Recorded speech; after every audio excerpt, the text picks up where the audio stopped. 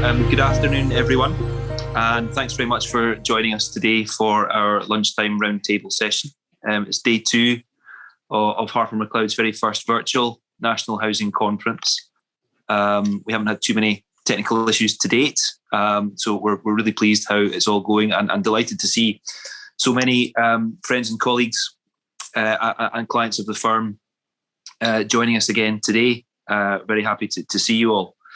My name's James McMorrow. I'm a partner in the public sector and housing team at Harper McLeod. I'm really pleased to be joined by a number of well-kent faces from the sector today. We've got Derek Hogg, one of my fellow partners in the team. And I'm delighted to say we've got some external people with us today as well. We've got Ian Brennan, Director of Regulation from the Scottish Housing Regulator, and Andy Roskell and Hugh Carr from DTP, who are strategic and financial advisors to the sector and no doubt well known to many of you. I hope you caught our chat with Derek and Ian this morning, which was circulated earlier.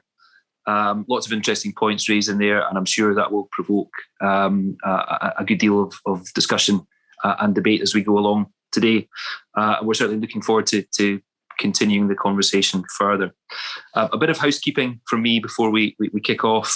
Everyone is currently muted, and there will be an option to use the chat box function on your Zoom system to ask questions. So you can either type those in or you can alert my colleagues behind the scenes who are far more technically able than me, and they can either relay your question, or if you want to be unmuted, then you can ask your question of the panel yourself.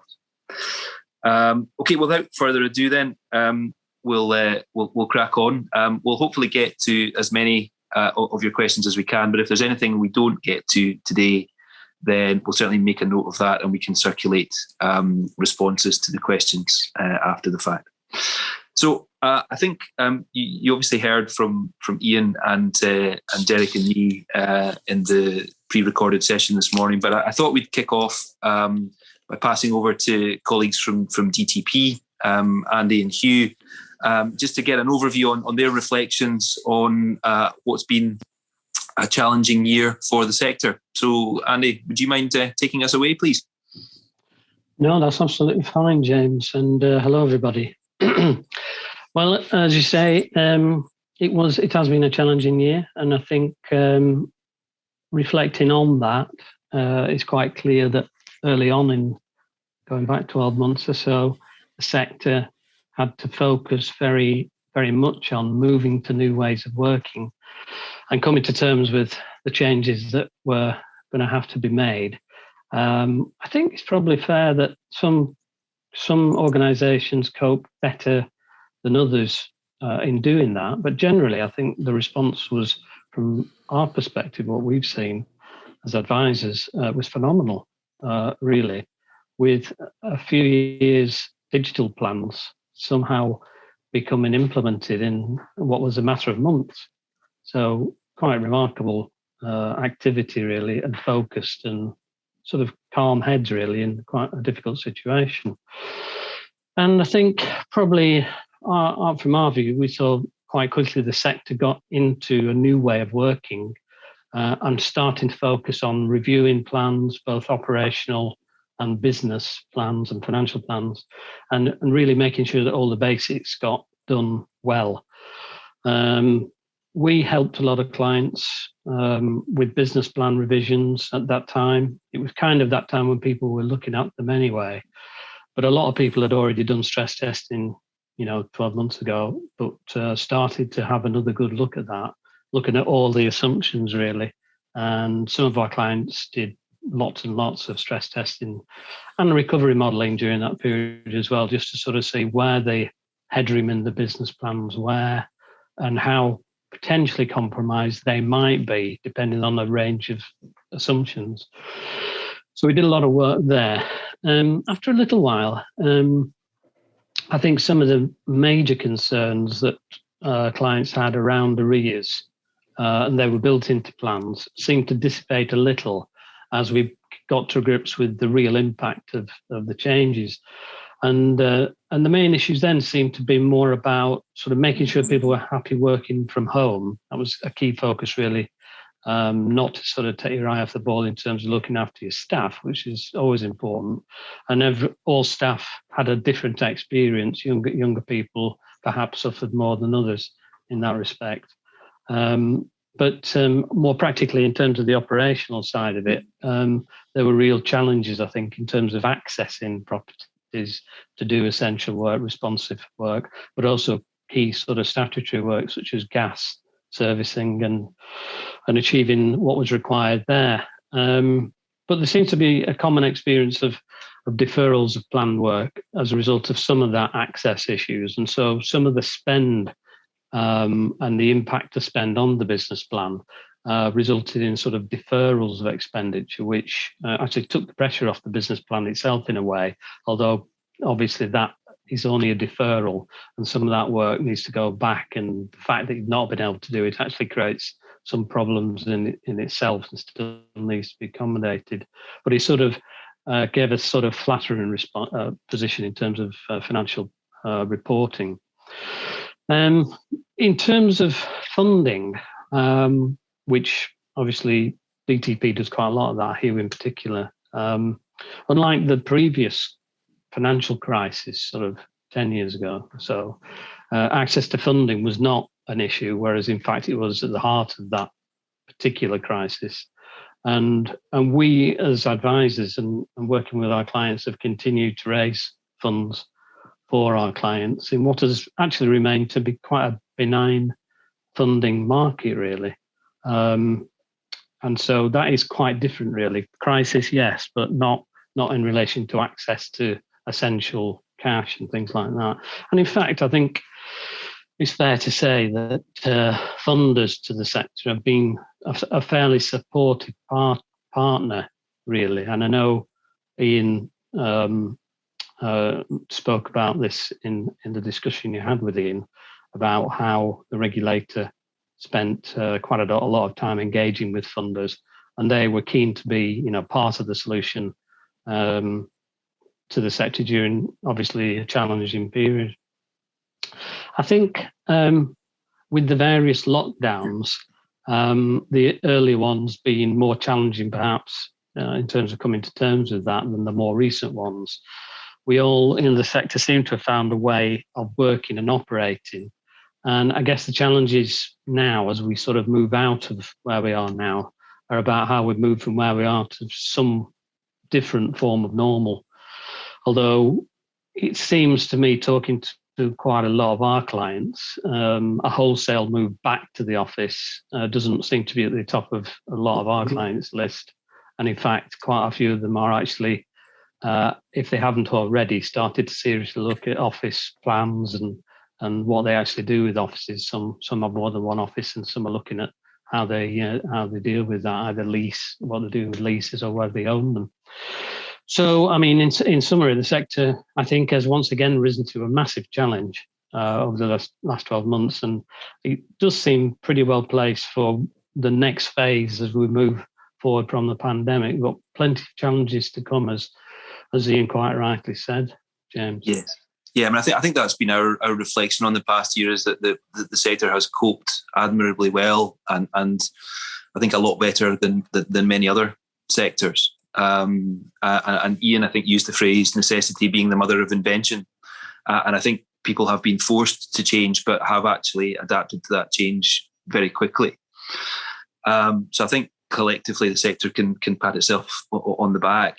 I think probably the more difficult question now, as you've said, is what does the new normal look like, and what does that mean for organisations in the sector going forward?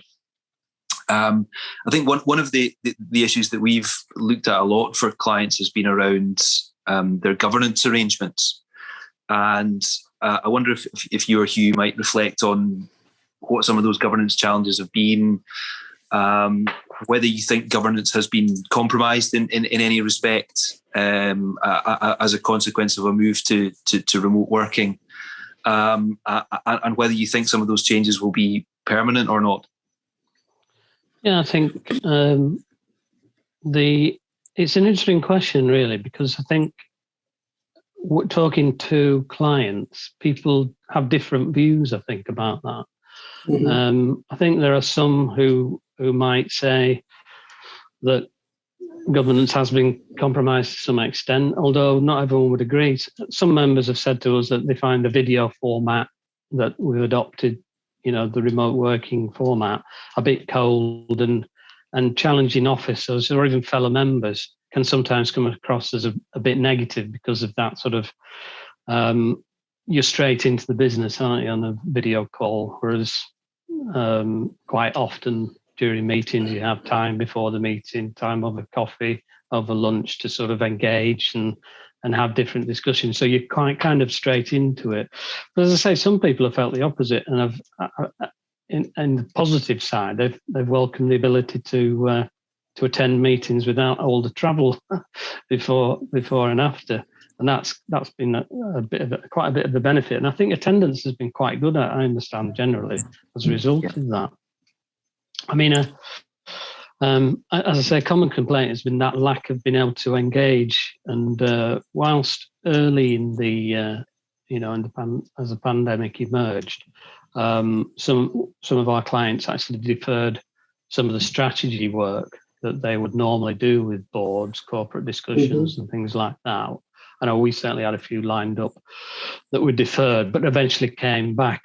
But obviously on the Zoom format or the MS Teams format, and I think they've worked pretty well actually. But I know, talking to some members, because we interview board members as part of appraisal processes and things like that.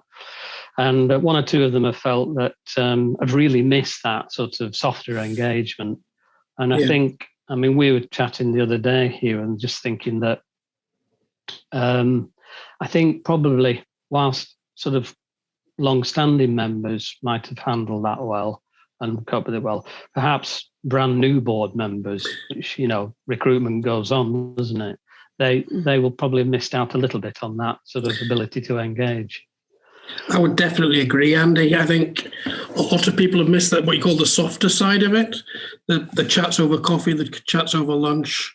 And I think there's an issue for chairs of how do you make that happen effectively without it becoming, car park chat outside the scope of the meeting, and how making that effective. I think there's a big challenge about how boards will function over the next year, with some people wanting to remain virtual and save the travel time and cost, and other people wanting to get back into the boardroom and interact with their fellow board members.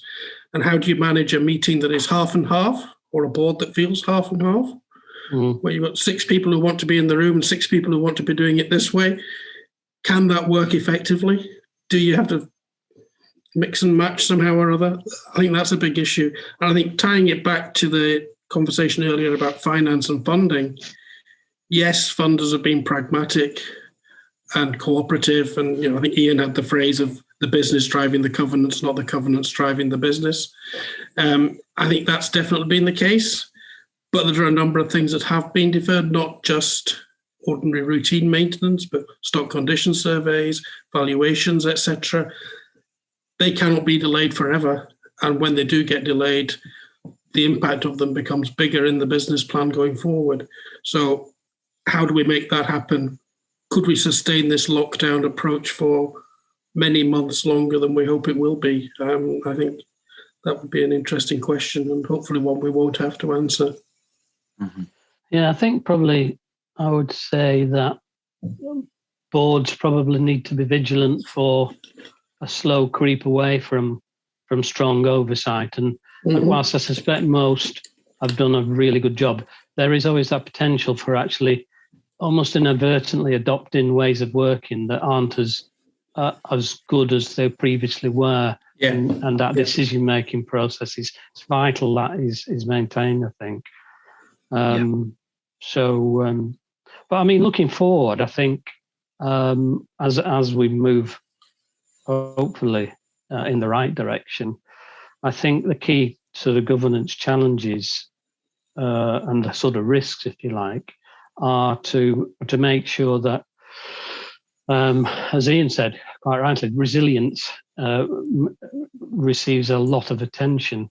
I think Ian said in his discussion that nobody expected the impacts and the changes that this particular risk that emerged created, and who knows what's next, so we need to do plenty of that sort of scenario testing without, I would say it's important that we don't stifle innovation and growth and forward looking by being too internalizing, but nonetheless there is a balance to be struck, I think, about planning, scenario testing, thinking of what headroom you have and the type of areas that could be compromised by changes of one sort or another. And let's face it, COVID isn't the only challenge that is facing the sector at the moment.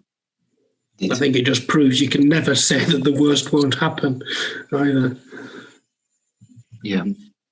I know that you're both active, both north and south of the border.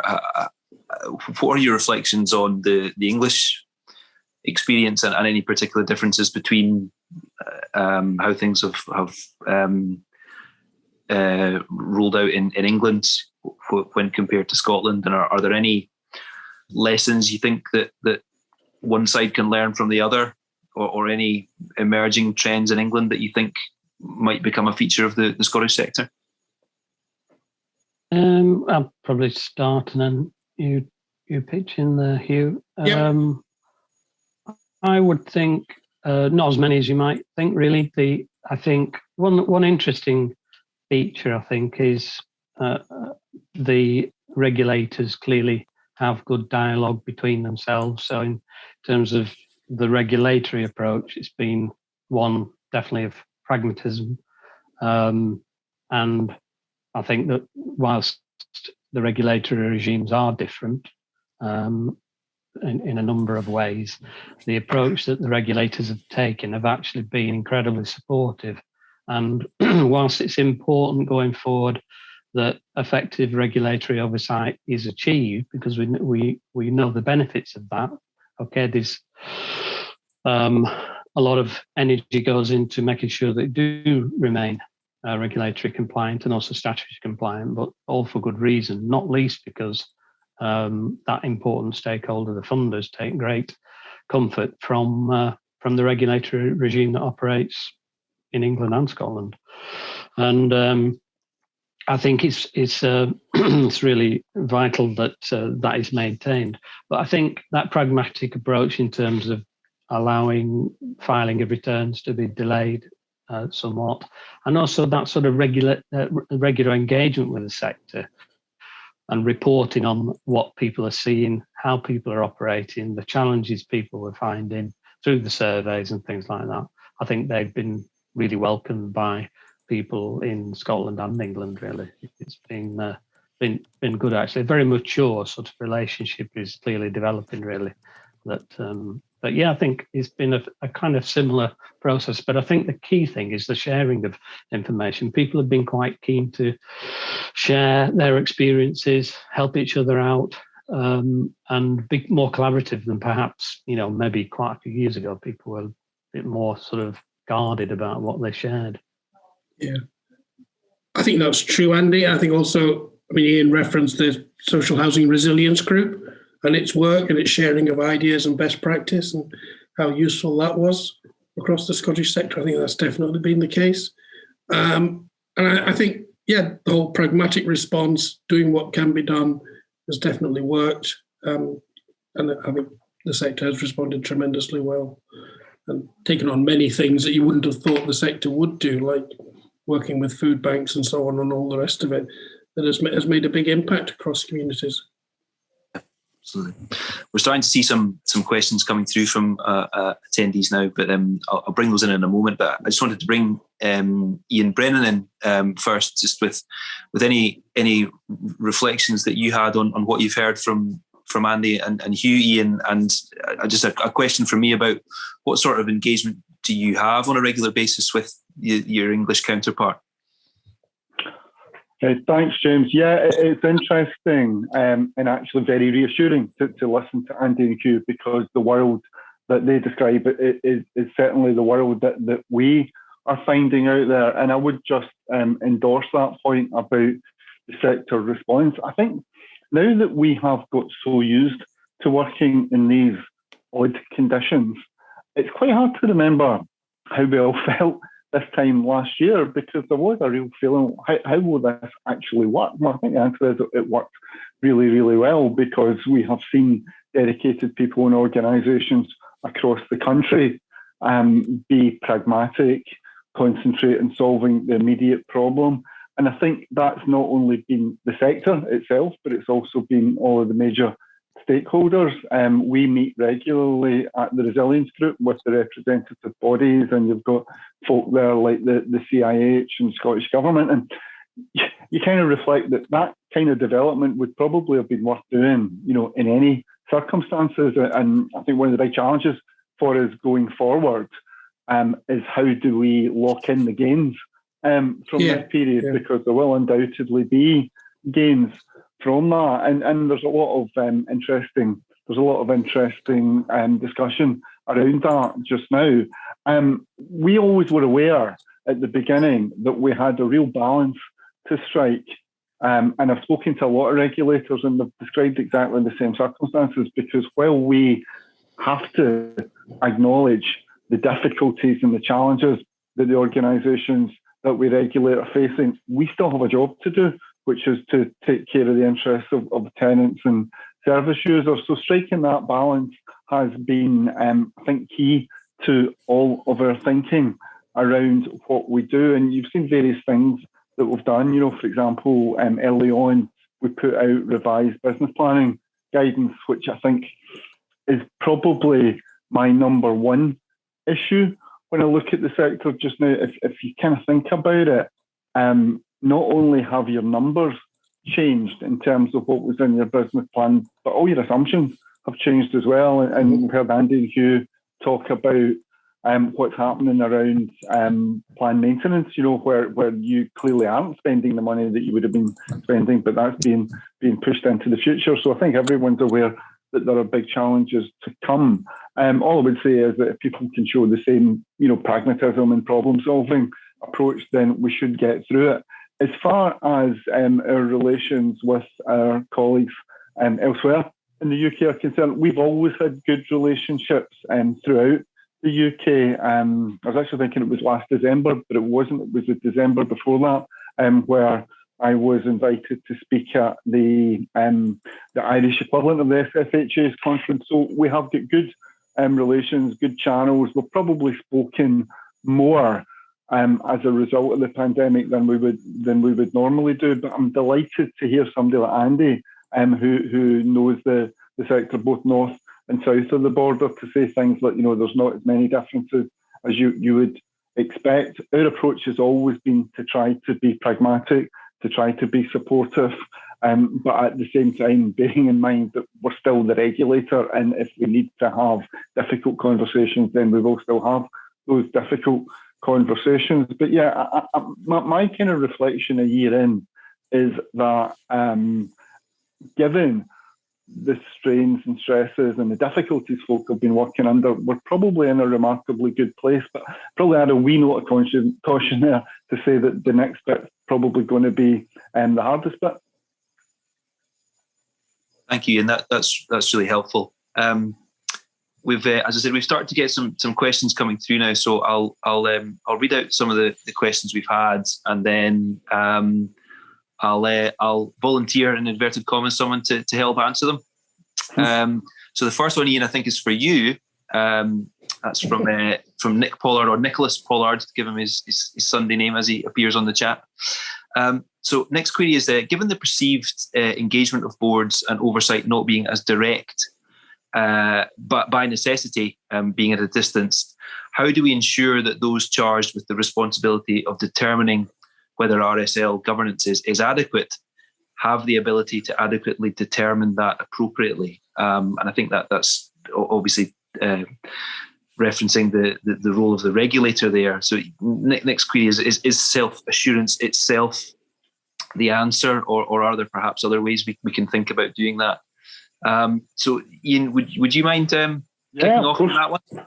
No problem, James. Yeah, I mean, self-assurance is always the answer. I think, at all times, in all circumstances, it's up to boards themselves to understand the business, to understand what they are responsible for, and to go about getting the necessary assurance. If you think back to our consultation on the existing framework, we were at great pains to say that this is less about assuring the regulator and more about assuring yourselves, and then through those processes and that work, assuring the regulator.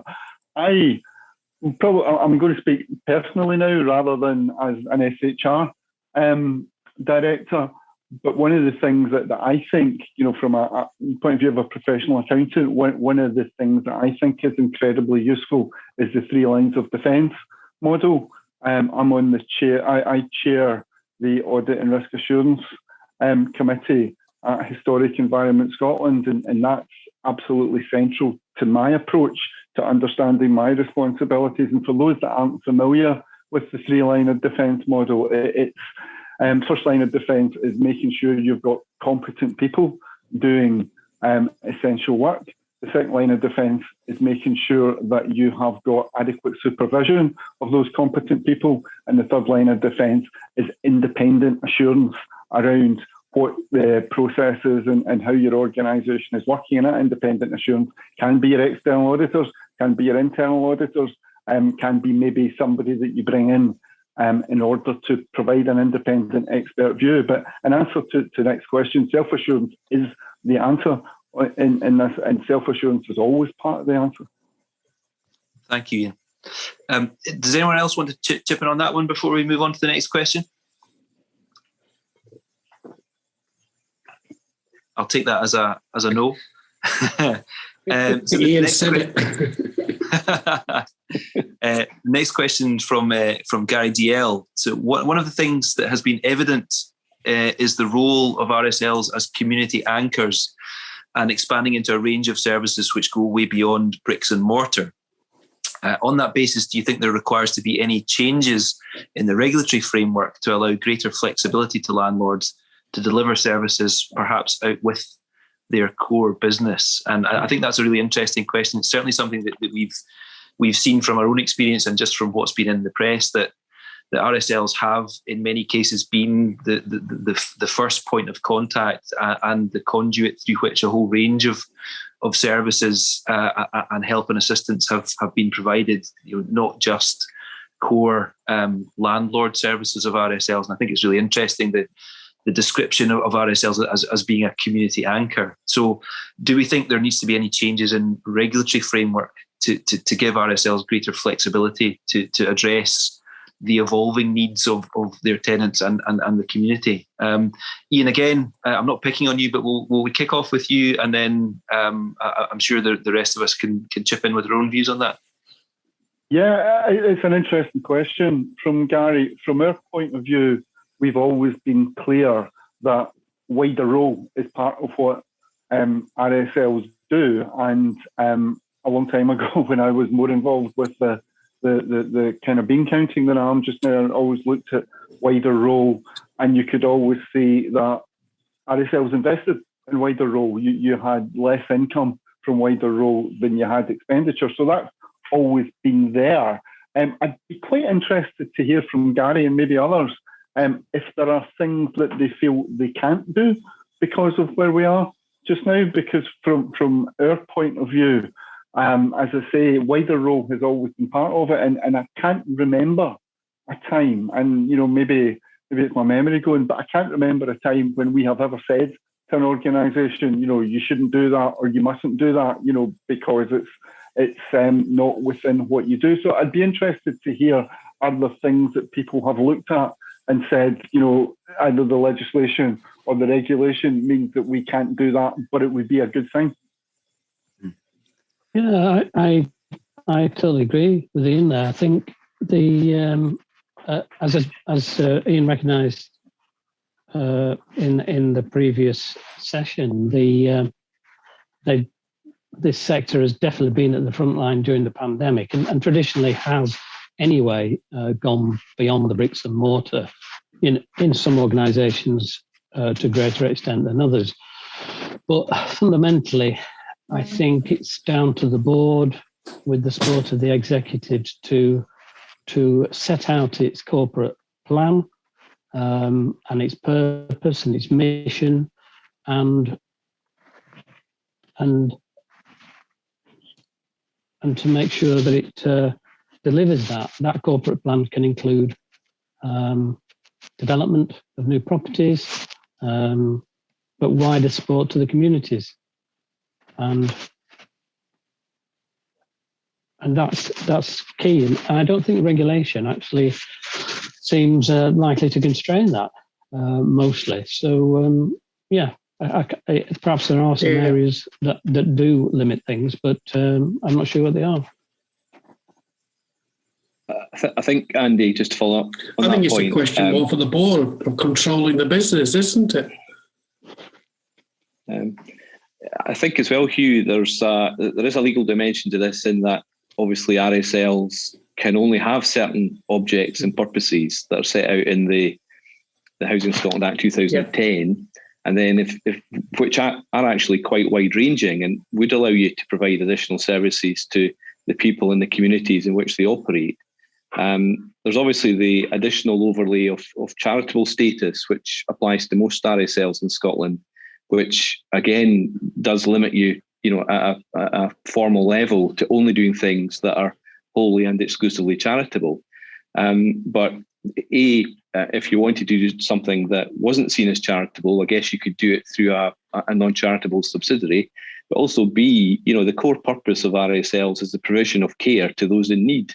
So I actually think that would allow you to do quite a lot of things to help your communities, and to be that community anchor, and to recognise when speedy action is needed to help people who, at that point in time are in need. So again, I would tend to echo Ian's comments there and say that unless someone can come up with specific examples that are being prevented by the regulatory and the statutory regime, it's probably wide enough to cope with most things. Yeah, I would agree with that. I think it's probably more of a constitutional issue than an overarching statutory or regulatory one. It's about looking to see what your constitution permits, albeit if there are things that you're not currently doing that you would like to do, then that may necessitate changes to your constitution. The only other thing I would raise is that it may also require engagement with your funders. I think it's a risk management. It's a risk management point, isn't it? Yeah, indeed. Yeah. I mean, any. I think it's a risk management point as well, James. I mean, you're absolutely right on the constitution and the charitable. It's also about, as Ian says, you're investing in it. Do you know how much you are? Can you stop it if you need to? Do you know where the income's coming from? All that sort of stuff, stress testing for it. And on a practical day-to-day level, it's also about engaging with your funders, engaging with your insurers to make sure that you're covered in what you're doing. That you're not picking up something, they have definitions of everything that RSLs normally do, but do they normally do all the things they're now doing? So it's housekeeping points like that for the board and the senior management, I think, rather than the regulator. No, I would agree with that, Hugh. That's helpful. Thank you. Okay, so next question is from Paul Hillard. And Paul's noting that the panel's right to highlight some of the limitations of virtual board meetings, but this way of meeting differently also gives the opportunity to increase diversity in those involved in housing association governance. It's early days at the moment, but have you seen any examples of this? And I think that's a good point, that although I think there is a risk of the virtual format for governance arrangements, perhaps in some ways constraining discussion, in other ways it actually increases optionality and the option for diversity. Any members of the panel, have you seen any particular examples of that in practice? Perhaps Andy and Hugh in the first instance? Yeah, thanks, James. No, it's a really good point. I haven't seen anything that would call diversity as such. I think it will happen. I think, as Paul says, it's early days. Still working our way through this, and people will still need to recruit. So it's going to happen. So yeah, I think that's definitely a positive. That, and as we said before about the accessibility of this format is going to be helpful, and it means people can be on a board, many miles away from the location of the stock. You wouldn't want all your board members to be a long way from the stock, because you want a blend of skills and local knowledge as well. But I can only see it as a positive that if we carry on with this format. I think I would agree with that, Andy. It almost is a reason or a strengthening of what I see as a bit of a move away from the board membership being made up of people from the ordinary membership of the RSL, which I think, while it's democratic, can be a wee bit of a lottery as well, in terms of, just being fortunate to find the skills and experience and diversity that boards are tasked, in the rules to try and achieve on an ongoing basis. But if geography becomes less relevant, then you're absolutely right. If you can come up with a skills matrix and then recruit based on that, where someone actually lives becomes almost irrelevant. As you say, you still want a mix, but it must make achieving that good mix much easier. Albeit we do have to recognise the pros and cons of effectively virtual boards, and whether long term that will be a good thing. Absolutely. Yep. Okay. Next question, another one from Nick Pollard. If we take the view that we're unlikely to return to the old normal and there will be a new normal, it's essential for legislators, regulators, and the sector itself to seek support for change and digital transformation of our activities. And examples that Nick gives include digital or electronic tenancy agreements, digital signing of contracts, and perhaps the development of self-assurance via blockchain. So I think it's a really important point that if we are moving to new ways of working, we need the technical and technological ability to underpin that new way of working with effective systems and procedures. I mean, if I can kick off on that, I mean, we've certainly seen a marked increase in electronic execution of documentation. There are still a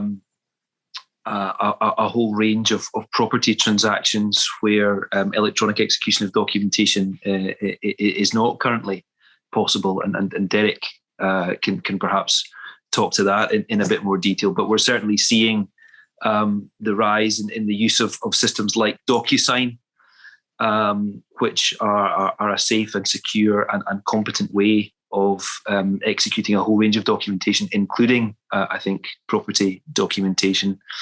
It is a new way of working, and it does necessitate a fairly significant degree of financial and operational investment from housing associations. But I think it is definitely the way of the future in relation to electronic execution, to ensure that transactions are not held up.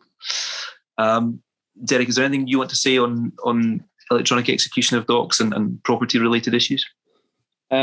Just to build on what you said, James, I would agree it is the future. And as lawyers, I think even if it's reluctantly in some cases, including myself as a property lawyer to trade, I've barely moved from quill pens to fountain pens, and now I'm being asked to sign things electronically. But to be fair to Nick, I mean, I know Nick's evangelical about the use of DocuSign, and I think it will be happening across society, and it would be foolish for lawyers to not see the direction of travel. I think it's about trying to work through the technical issues that might present themselves in relation to some kinds of transactions, but particularly when sort of personal contact is still an issue. Perhaps the biggest scenario where RSLs are having to engage with their tenants or tenants for the first time is signing them up to tenancy agreements. And if that can be done electronically and remotely, then absolutely that's the way to go. And I think we just have to, as I say, try and eliminate the hurdles that prevent that from happening as a matter of course. Yeah, I think one of the challenges with that is that, without getting overly technical about it, in order for certain types of documents to be validly executed electronically, it has to be by way of what's called a qualifying electronic signature. And while it's one thing for RSLs and sophisticated commercial counterparts like funders or contractors, etc., to set themselves up with that sort of system, whether it's DocuSign or something else, I think it's more challenging, obviously, for individuals to have that IT infrastructure in place. So I think looking at ways in which we can facilitate electronic execution of more routine day-to-day documentation like tenancy agreements in a way which is secure and legally competent, but without being overly onerous or overly expensive for counterparties like tenants. I think that's going to be something that the sector needs to consider. I'm getting, even using Zoom is me right at the edges of my technical competence. So when Nick talks about use of blockchain for assurance purposes, I break into a cold sweat. That may be one that I can speak to more and better qualified IP&T colleagues in the office about. But before we move on from that, does anyone have any particular experience of the use of technology as part of the assurance process? Don't feel bad if you don't, because I certainly don't, I'm afraid. Not other than what you said, really, James, about the move over recent months to more of that you and Derek have been involved in, really. Okay. Ian, anything on that from the regulatory perspective? Oh, sorry, Hugh, carry on. I was just going to say, is anybody still using board papers and manually printing things out like that? Or is everybody now using a board portal of some sort and interwebs or intranets to store assurance documentation, policy documentation stuff? Or are there still people with Believer Arch files full of stuff at home that should all be shredded? Mm-hmm. Yeah, one I think consequence of the move to more electronic and digital engagement is going to be data protection and data security. Yeah. In terms of the GDPR, I think the sector has, again, coped really, really well with GDPR, and it's become just embedded within the business. It's part of the business process. But one of the things that the GDPR requires is that if you are processing data in new or different ways, then one of the things you need to think about is undertaking what's called a data protection impact assessment in order to discharge your obligations under the GDPR. And I think if we are moving to a much more digitally focused way of working, both internally and with external third parties, then I think RSLs are going to have to think about data protection impact assessments to ensure that they are complying with all of their processing and data controller obligations in terms of GDPR. Whether that's through use of Zoom or Microsoft Teams for meetings, or the use of, as Hugh said, online secure portals for dissemination of governance information, holding of meetings, etc. So something for the sector to think about. Okay, we'll move on to the next question, which is from Gary DL again. Thank you, Gary. So the new regulatory framework commenced in 2019, and it appears that there has been a marked shift in the numbers of organisations entering high engagement. Has this been down to better governance in the sector, COVID limiting the resources of SHR to engage, or the spirit of the new framework being focused on less direct intervention? Ian, is that one for you to kick off on? That is undoubtedly one for me, and that's a belter from Gary. A particularly thoughtful question. It's really interesting. Just going through that list, James, better governance. Well, there's always been evidence of really good governance in the sector. Has it got better since the new framework? I don't know. I think it's possibly too early to say. In terms of limited resources, we definitely have limited resources. I think I've gone on record in the past saying that if we had twice the number of people that we have, they would all still be gainfully employed. So from our point of view, there's always triage to be done in how we deploy our resources.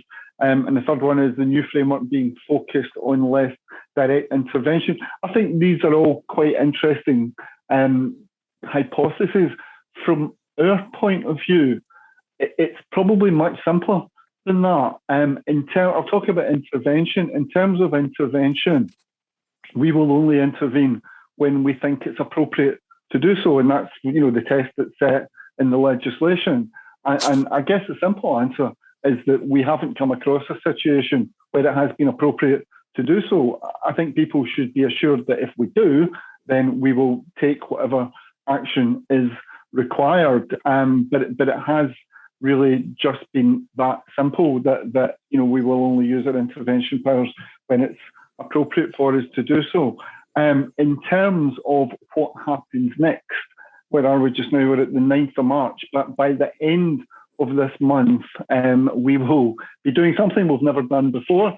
We will be publishing engagement plans that will have a regulatory status attached to it. And this was possibly one of the more profound changes as a result of the new regulatory framework. And it was one that I was very supportive of, because if you talk about, high engagement and low engagement and medium engagement, as we have done traditionally, what that tells you is what we do.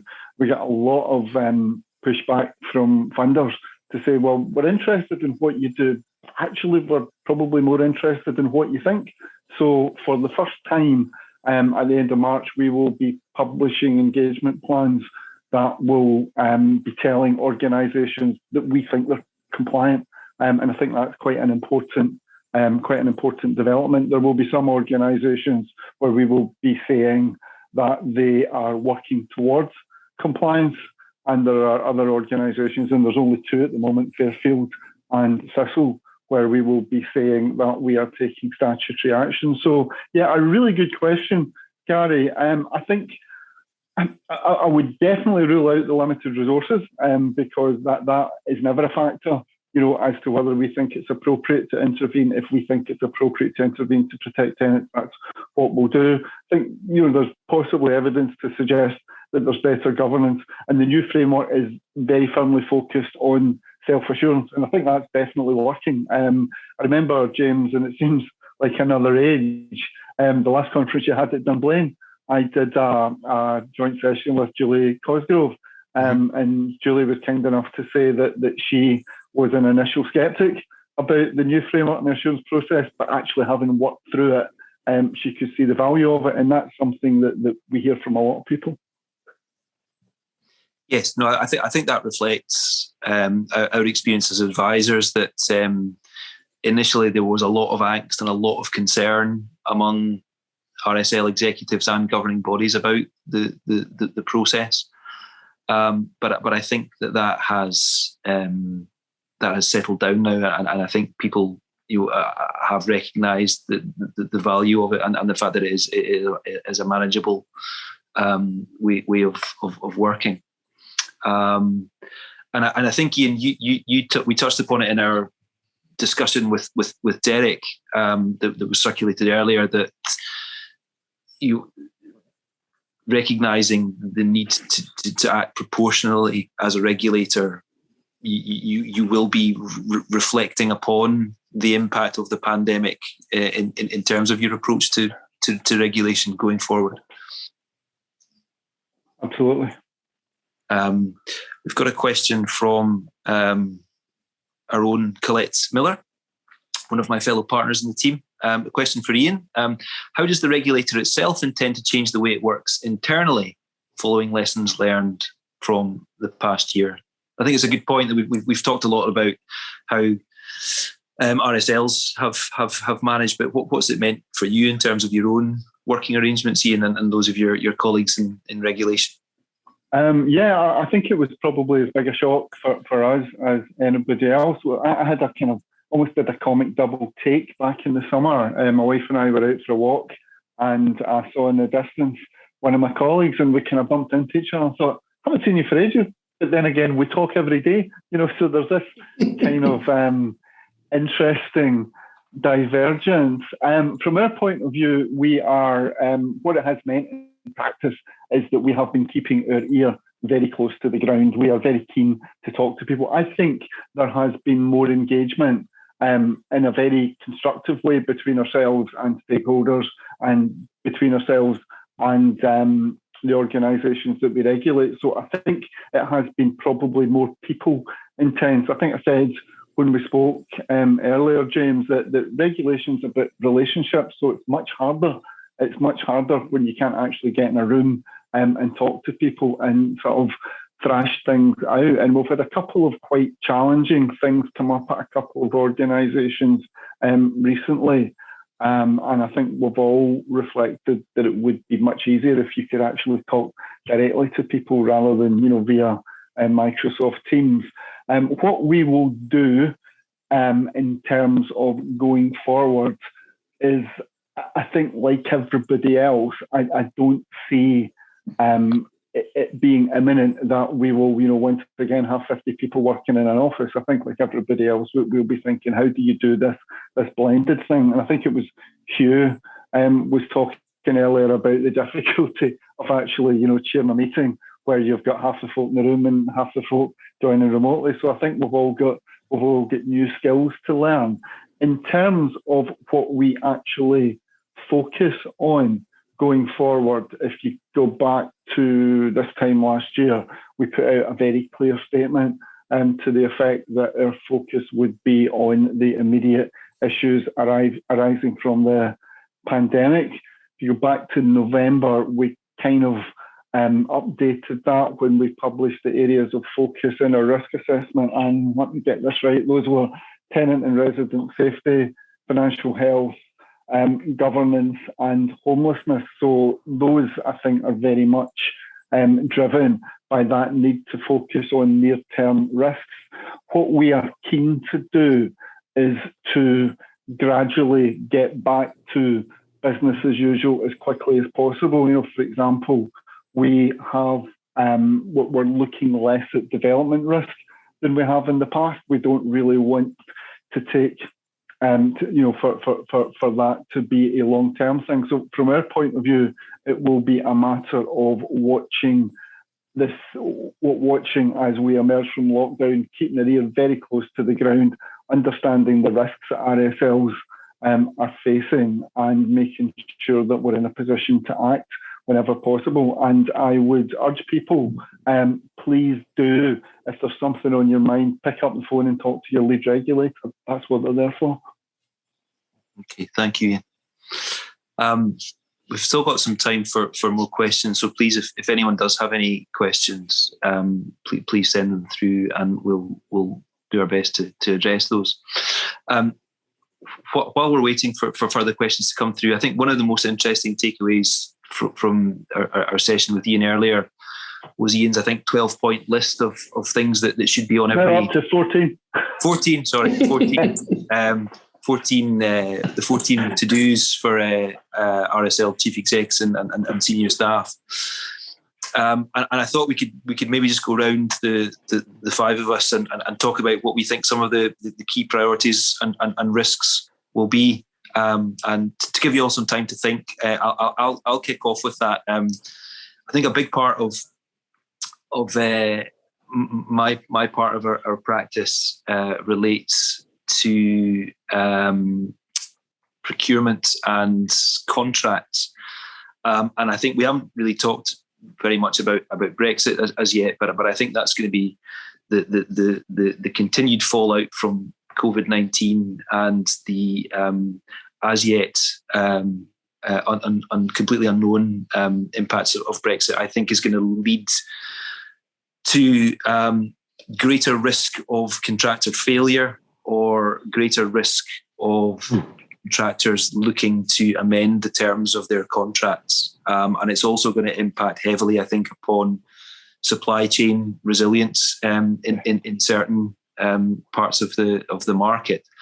And I think the impacts of that and the risks of that are twofold. One is for existing contracts. You may be asked to consider amendments to those contracts. You then need to think about how you can continue to secure performance on amended terms without exposing your organisation to any operational risk or any procurement risk.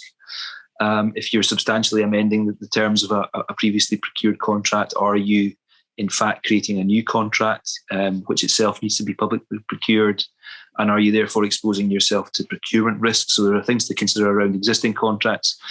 And then for new procurements, particularly for large-scale business-critical contracts, I think you need to be increasingly focused on asking the right questions during the tender process, particularly around things like economic and financial standing, financial health, risk of financial distress and insolvency, asking tenderers to satisfy you around the sorts of contingency planning and supply chain resilience measures they've got in place, so that if the worst does happen and they are in significant financial distress or are at risk of insolvency, what sort of assurances do you have, and how does that then translate into the contract? What rights do you have in those circumstances?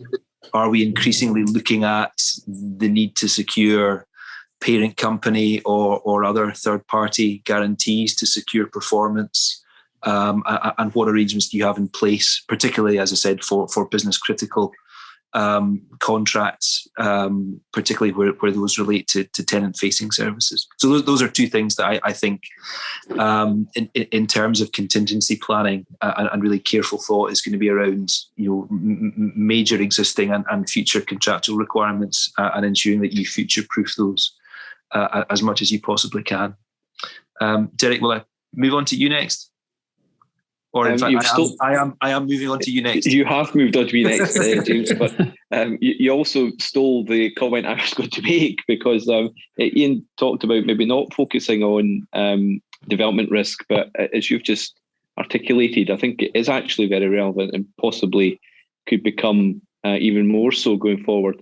And I think there's some RSLs who've been doing development work over the years may have a tried and tested formula where their employer's agent, drafts the building contract. There's a standard set of amendments, and everyone signs up. And generally speaking, everything's fine. But I think you maybe need to stop and review your procedures because of these heightened risks of price uncertainty or possible contractor failure or developer failure. And how you structure your deals to try and mitigate against that. So if that's not on Ian's list, I think it maybe should be. I should probably just qualify that, Derek, in terms of we are still looking, and clearly we have a huge focus on financial health. So where development risk is of a magnitude, that's something that will still be in our sights. But just on the grounds of practicality, I think you've heard me say this before, as a regulator, we are proactive wherever possible and reactive where we have to be. I think we have developed a very proactive way of regulating development risk, and actually, given where we are, we've just had to put some of that aside. And we'll be talking about that when we publish the risk assessment, but I wouldn't want anybody to run away with the idea that, this isn't something that we're looking at. It's just that there are things that we would like to do that are having to be put to one side because of the more immediate risk. It's I don't know if I mentioned this when we spoke, but it's the sort of model that some regulators talk about, in terms of you need to tackle the nearest crocodile to the boat, Understood. Yeah. That's good. Hugh, will we move on to you next? Yeah, I think obviously development risk is something to, even if Ian's not worrying about it, then your business plan should be and your board should be. But you are worrying about it, I know. I think in terms of looking at the rest of Ian's 13, or is it now 14-point list, supply chains, catch-up maintenance, things like that, and the building on your procurement point, James, a lot of RSLs will want to deal with local contractors, secure local employment, etc. Some of those companies may be the ones at the biggest risk of failure, perhaps, or most likely to fail your procurement financial tests. And how do you strike that right balance at a level the board feels comfortable with? Or what's an appropriate level of risk to achieve a wider community benefit aim? Yeah, that's maybe want to chuck in there as well. I think going back to Ian's list, business planning, you should always be reviewing your business plan every 6 months anyway. I think Brexit, COVID, etc., has really put the pressure on that this year, but you should be doing it as a matter of course. I think the interesting ones for me on that list are cybersecurity has come right up the list. And there was a big attack in America a couple of weeks ago. 30,000 organizations affected through Microsoft Teams, I think, or Microsoft 365. And the staff welfare point, we hear a lot more about mental health, stress, pressure. How do you balance all the commitments of work, homeschool, all the rest of it? That's an issue that's not going to go away because so many people have seen it in their own families, their own communities, and in small workforces, it's particularly disruptive. So I think that's one where I think a board should be paying significant attention and anticipating problems and anticipating how they can be supported and managed and hopefully mitigated. That's certainly one I would be interested in. Yeah, it's a good point, Hugh. Andy? Thanks, James. Yeah, I mean, top of Ian's list was resilience. And I mentioned a couple of times already. I think boards need to consider this in a strategic way and work out how best they achieve assurance in that area. And it's a wide question, really, because there's a lot of areas. There's operational, there's financial, and so on and so forth, and including things that Hugh's mentioned about employee welfare and things like that. It's a big, broad question. And I think boards should take a view that they need to gain assurance on all those areas and develop a way of testing that and in effect formally signing it off, maybe more often now than perhaps they would have done in the past. We've done some work with people in developing resilience statements, which is in effect a way of combining all those key areas into a single repository, which can be monitored in terms of performance against it and reported upon and tested for its sensitivity. So I think quite a structured approach is important. In terms of other areas, I think you mentioned Brexit, James. I don't think we've seen how this is coming through yet. I think this is going to be potentially quite a slow burn, but nonetheless quite a lot of negativity still to emerge from that. We know of the border issues and things like that, and the import and export problems, or should some people call them teething problems. I think those actively involved in them have found that they're much more than that. But I think in the medium to longer term, there'll be other impacts that we need to really focus on. You've mentioned supply chains and things like that, and labour, and also increasing costs due to inability to access materials and things like that, all of which could have quite a significant impact on business plans, particularly in relation to existing stock and also new development too. I think related to that, but also related to the recovery from COVID, is the impact on the economy of measures to actually control the debt. And that will have several impacts, clearly. Tax rises have already been discussed nationally and in the budget. We know there are plans for that, but also, more directly impact on arrears, which so far appears, whilst it has increased in the sector, and it was a big concern, 12 months ago. That again could be a slow burn issue for the business plan. And one other point just to throw in there is, whilst not necessarily a sort of short-term, near-term issue, in the medium to long term, there are the plans that are being developed, but will need to ramp up in relation to the zero carbon targets. Mm-hmm. So these, which obviously will have we already know, quite a significant impact on these people's business plans in the medium to longer term over the course of a 30-year plan and beyond. Absolutely. Thank you, Andy. I think we've got one more question, and that's from Gary DL. A general question for the panel. Does the panel think the potential move away from face-to-face service delivery may start to impact upon the community-controlled nature of some RSLs, and an unintended impact could mean structural change within the sector? Ian, we'll come to you for that one first, if I may. Yeah, thanks. Thanks, James. As you know, I think we said on the interview, one of the things that we're not is a sector regulator. We regulate individual organisations. And I think Gary makes, as ever, an interesting point in his usual polite way, as he puts it in the chat.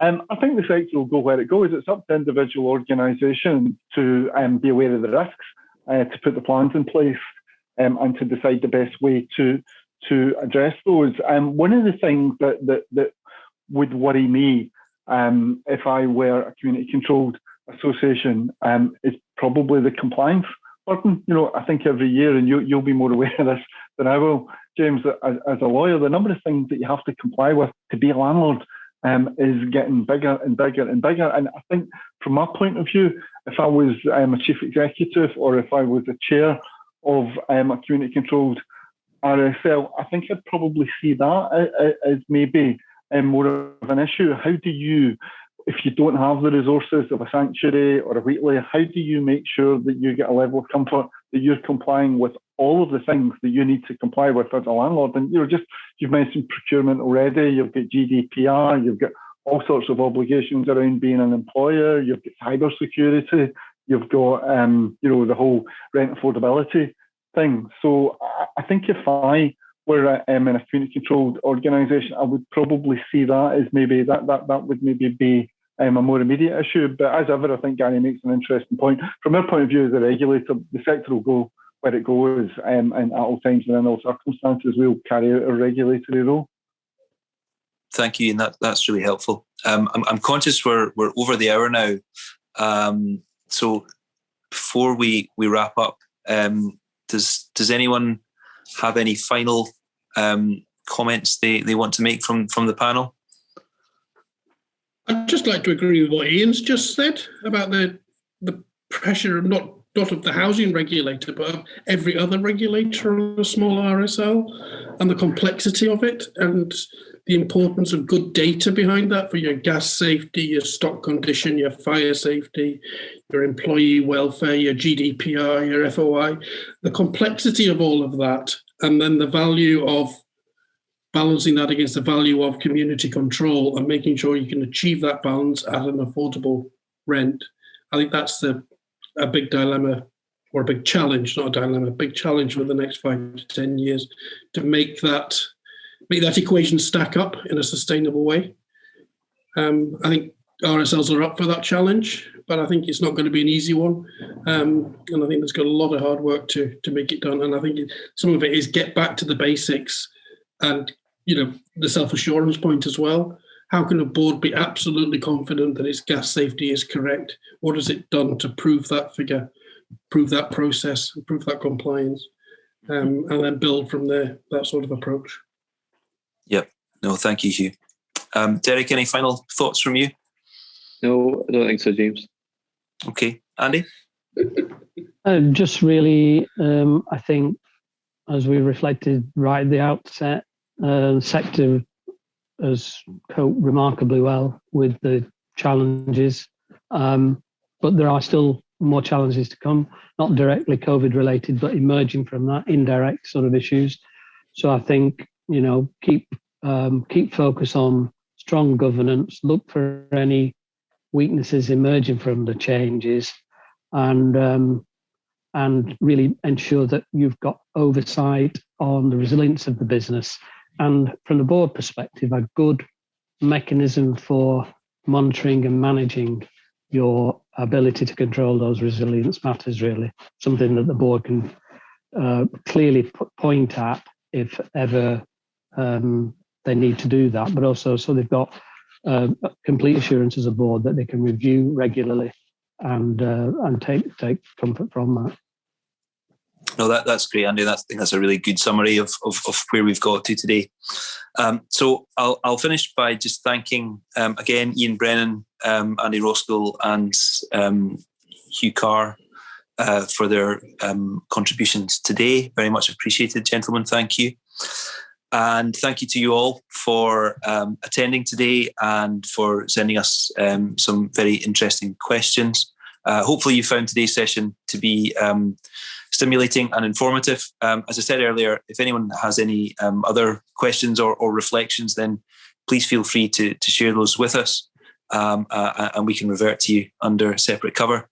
But with that, I'll call this session to a close, and hopefully we can welcome you at another one of our NHC sessions later on this week. Thank you very much. Thanks, James. Thanks, James. Thank you. James.